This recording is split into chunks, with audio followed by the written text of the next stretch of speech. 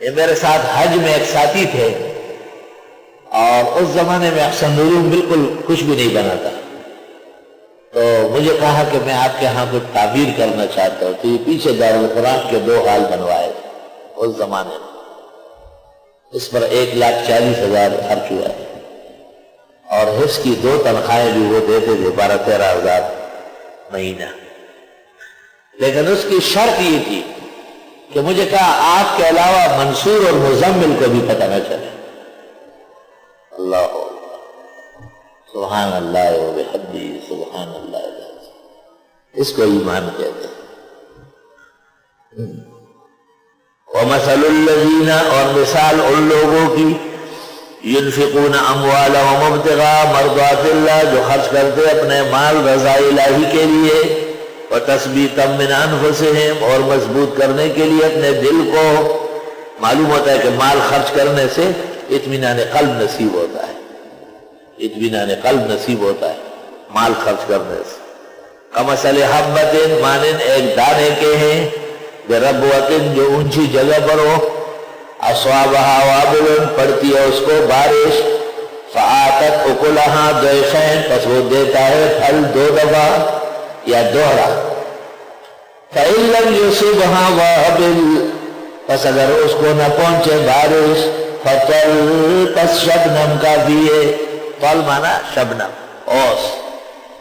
پہاڑوں پر جو جگہ ہوتی ہے وہاں بارش زیادہ ہوتی ہے، ورنہ اوس اتنی پڑتی ہے کہ پودے تازے ہوتے ہیں۔ واللہ بما تعملون بصیر، اور اللہ تمہارے اعمال کو دیکھ رہے ہیں۔ یعنی اس شخص کی جو نیت ہے اس کو سمجھ لے موسلادھار بارش، اگر اس میں کچھ کمزوری آئی تو اس کا جو خدا کے رضا کی طلب ہے وہ شبنم کی طرح چند قطرے کیوں نہیں ہے، وہ اس کی نیکیوں کو برقرار رکھنے کے لیے کافی ہے۔ یہ مطلب ہے مثال کا۔ اَيَوَدُّ أَحَدُهُمْ أَن تَكُونَ لَهُ جَنَّةٌ، آیا چاہتا ہے کوئی بھی تم میں کہ ہو اس کا باغ، من نخیل، کھجور کا، وَأَعْنَابٍ، انگور کا، تجری من تحتها الانہار، بہے اس کے نیچے نہریں، لہو فیہا من کل الثمرات، اور اس کے اس باغ میں ہر طرح پھل ہو، وَأَصَابَهُ الْكِبَرُ، اور اس کو آ گیا بڑھاپا، وَلَهُ ذُرِّيَّةٌ ضُعَفَاءُ،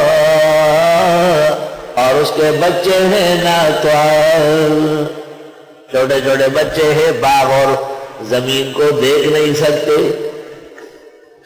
فَأَصَابَهَا إِعْصَارٌ فِيهِ نَارٌ، بس پہنچا اس کو آگ کا بگولا، ہوا کا بگولا جس میں آگ تھی، فَاحْتَرَقَتْ، سارا جھلس گیا۔ كَذَلِكَ يُبَيِّنُ اللَّهُ لَكُمُ الْآيَاتِ، یہ بیان فرماتے اللہ تم کو آیتیں، لَعَلَّكُمْ تَتَفَكَّرُونَ، تمہیں سوچنا چاہیے۔ جیسے ایک آدمی کا بہترین باغ ہے لیکن خود صحت گر گئی، عمر گزر گئی، بچے ہیں وہ بھی باغ تک جانے والے نہیں ہیں، اس دوران تیز و تند ہوا آئی، اس میں ایسی آگ شامل تھی جس سے باغ جھلس گیا۔ اب اس حالت میں کیا کوئی چیز اس کے پاس رہے گی؟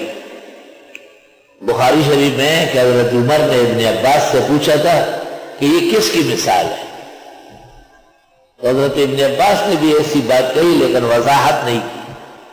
علماء کہتے ہیں یہ اس شخص کی مثال ہے جس نے بہترین زندگی تقویٰ کی گزاری اور اخیر عمر میں جا کے غلطیاں کرنے لگا، گناہ کرنے لگا، اور تمام نیکیاں اس کی حبت ہو گئی۔ تو اب بڑھاپے کی وجہ سے گزری ہوئی زندگی کی نیکیاں تو لٹا نہیں سکتا، اور وہ جو کر چکا تھا وہ برے اعمال سے ضائع کر گیا۔ كَذَلِكَ يُبَيِّنُ اللَّهُ لَكُمُ الْآيَاتِ لَعَلَّكُمْ تَتَفَكَّرُونَ۔